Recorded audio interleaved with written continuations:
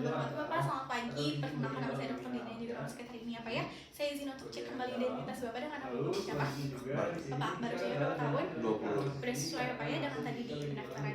Baik Bapak di sini. Jadi kita akan melakukan inspeksi. Di sini kita akan melakukan pemeriksaan kepada Bapak ya Pak ya. Mungkin nanti akan agak sedikit tindakan karena saya akan memegang bagian perut dan juga bagian area bawah Bapak, tapi jangan khawatir nanti akan saya meminimalisir ketidakan tersebut ya Pak ya. Bapak bersedia? Iya. Baik, Bapak sudah terlentang, Bapak boleh dibuka bajunya. Terus selanjutnya Baik, di sini kita amati terlebih dahulu penampakan umum pasien. Apakah pasien di sini terasa tenang, terlihat tenang? Setelah itu kita lakukan inspeksi pada bagian sebelah kanan pasien. Kita perhatikan dari konturnya, di sini datar, tidak ada benjolan atau tidak ada massa, simetris, dinding abdomennya simetris, terus tidak ada umbilikusnya, itu normal, tidak ada gerakan peristaltik dan juga pulsasi aortanya normal. Lalu selanjutnya kita lakukan inspeksi pada bagian kulit perutnya. Kita perhatikan dari warnanya, di sini warnanya normal, terus tidak ada bekas luka, strianya tidak ada, dilatasi vena tidak ada, rasnya tidak ada, ekimosisnya juga tidak ada.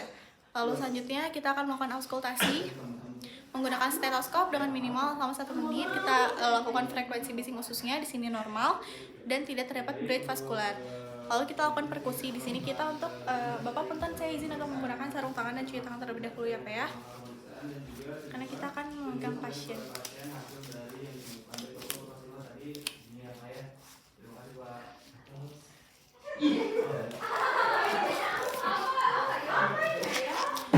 Kita lakukan perkusi di mana kita minta pasien untuk menekukan lututnya. Bapak boleh tekuk lututnya Pak, ya. Lalu selanjutnya kita perkusi bagian perut dengan ringan pada keempat kuadran untuk menentukan suara timpaninya.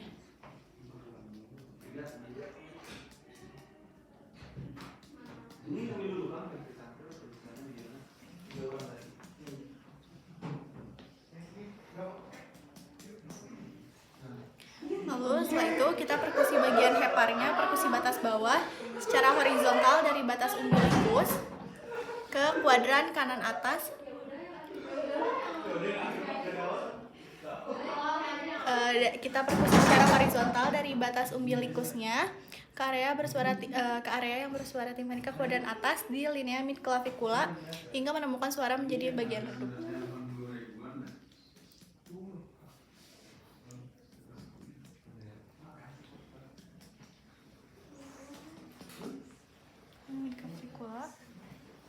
Lalu selanjutnya kita perkusi batas atasnya secara horizontal dari puting susu ke bawah pada garis midclavikula hingga menemukan suaranya redup. Bentar ya Pak.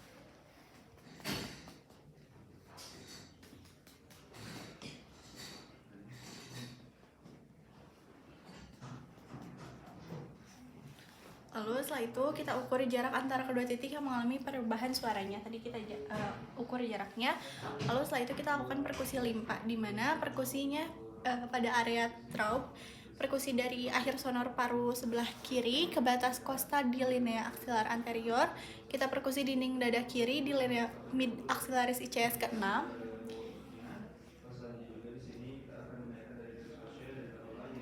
ICS 6 ke arah lateral.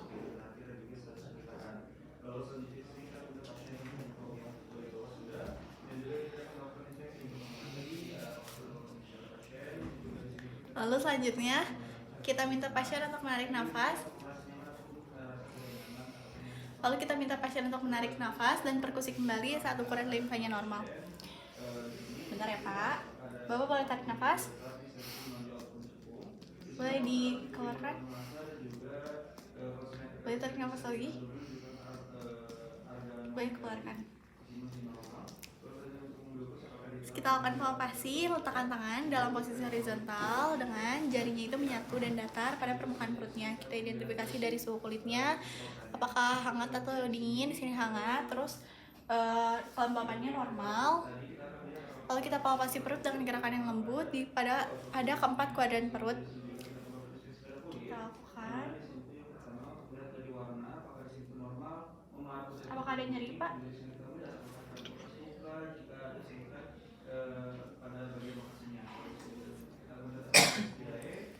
Lalu selanjutnya kita palpasi dalam. Kita gunakan kedua permukaan telapak tangan secara vertikal, tekan pada keempat kuadran perut. Bapak maaf ini agak dalam ya Pak ya. Apakah terasa nyeri Pak?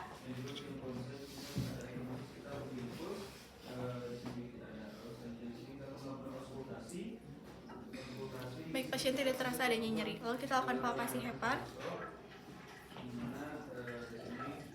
Palpasi hepar, pasien berbaring rileks dengan menekukan kedua tungkai. Lalu kita letakkan tangan kirinya itu, tangan kiri kita itu sejajar di iga 11 dan 12, punten ya Pak ya, di bagian posterior. Kita minta pasien untuk rileks, terus pada tangan pemeriksa. Bapak rileks ya Pak ya. Lalu setelah itu kita letakkan tangan kanan kita di bagian lateral otot rectus pada perut kanan dengan jari membentuk sudut 45 derajat. Selama palpasi kita meminta pasien untuk inspirasi dan juga ekspirasi. Bapak boleh inspirasi, boleh tarik nafas, boleh dihembuskan, boleh tarik nafas lagi, hembuskan. Lalu selanjutnya kita palpasi bagian lobus kanannya. Palpasi dimulai dari regio ilia kanan. Minta pasien menarik nafas panjang dan saat pasien sedang ekspirasi maksimal, jarinya itu ditekan ke bagian bawah. Bentar ya Pak. Boleh tarik nafas. Boleh dihembuskan. Boleh tarik nafas lagi. Boleh dihembuskan. Lalu selanjutnya kita periksa bagian lobus kiri, palpasi dan dari umbilikus menuju epigastrium dengan cara yang sama.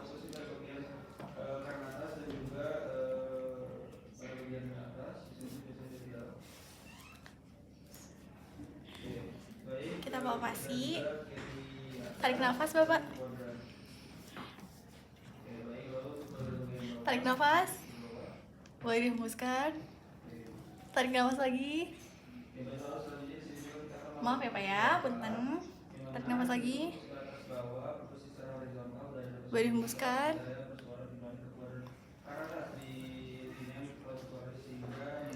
Punten Pak. Boleh tarik nafas lagi. Hembuskan. Tarik nafas. Hembuskan. Lalu tadi sudah dinilai bagian ukurannya itu normal, tepinya tumpul, lalu selanjutnya konsistensinya juga normal, permukaannya juga normal, dan tidak ada nyeri apa ya tadi, ada nyeri nggak? Tidak ya. Kita palpasi bagian limfanya. Kaki pasien tetap melakukan fleksi. Selanjutnya tangan kiri kita menopang pada bagian kosta kiri bawah. Punten ya Pak.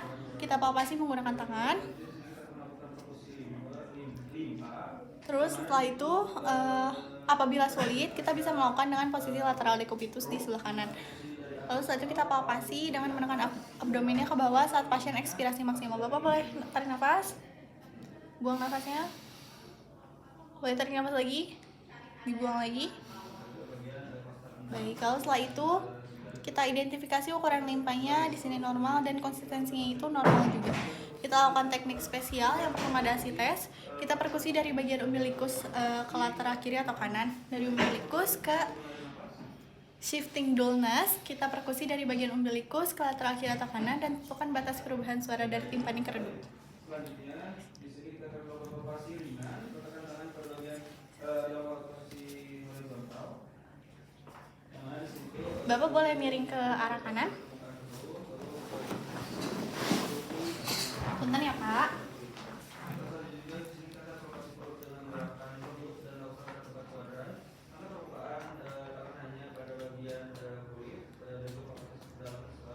Sudah, Bapak boleh berbaring lagi. Lalu setelah itu, apabila sudah, kita lakukan tes undulasi, di mana tangan pemeriksa itu diletakkan pada sebelah kiri dan kanan perut. Sebelah sini, kiri dan kanan sebelah sini. Lalu setelah itu kita berikan getaran. Ulangi lagi. Baik, di sini normal ya Pak ya. Untuk selanjutnya pemeriksaan appendicitis, kita tanyakan ke pasien titik nyerinya sebelah mana Pak kalau sakitnya? Sebelah kanan bawah tuh. Kanan bawah ya Pak ya. Bapak boleh batuk dulu. Sakit nggak Pak? Sakit kok. Baik. Lalu setelah itu kita palpasi secara perlahan pada titiknya. Di sini kita melakukan McBurney point. Lalu setelah itu kita identifikasi di sini adanya nyeri. Terus setelah itu kita lakukan Rovsing sign. Lalu selanjutnya kita tekan dalam di kuadran kiri bawah bagian perut, kemudian kita lepaskan dengan cepat. Punten ya Pak. Sakit nggak Pak? Sakit dok. Sakit nggak Pak ini? Sakit dok. Sakit nggak Pak? Enggak dok. Baik, kalau selanjutnya kita lakukan muscle sign. Bapak boleh diluruskan kakinya. Kita angkat dan fleksikan paha dan lutut kanan pasien. Bapak punten ya. Kita angkat, lalu setelah itu kita fleksikan. Lalu setelah itu kita pinggulnya kita rotasikan ke arah dalam. Ada nyeri nggak Pak? Nyeri dok. Au. Diluruskan lagi, boleh. Lalu apabila sudah kita lakukan pada kaki yang sebelahnya juga. Setelah itu kita melakukan pemeriksaan hernia. Bapak boleh berdiri, Bapak sudah ya, punten.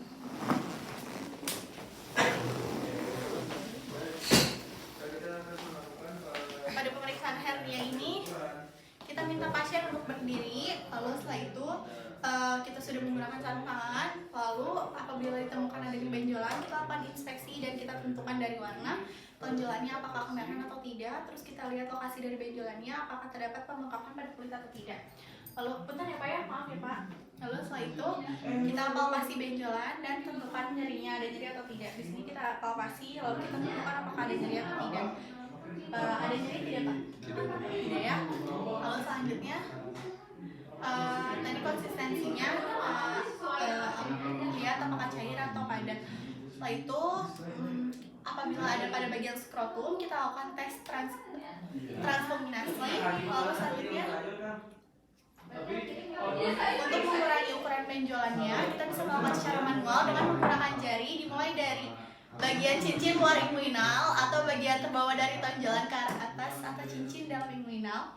Apabila gagal, jangan dilanjutkan. Dan proses ini dikatakan berhasil jika benjolan hilang dengan atau tanpa gurgle sound.